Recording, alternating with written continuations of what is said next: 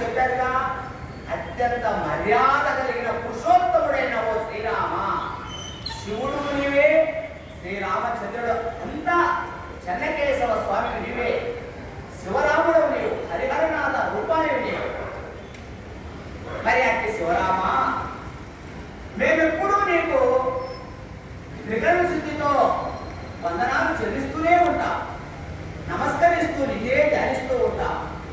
భక్తావళి చేత నమస్కరించబడే ఓ శివరామ, నీవు 84 లక్షల జీవరాశి కోటిలో నిత్యము అనుదినము నిత్య సత్య ధర్మ విచారుడవు.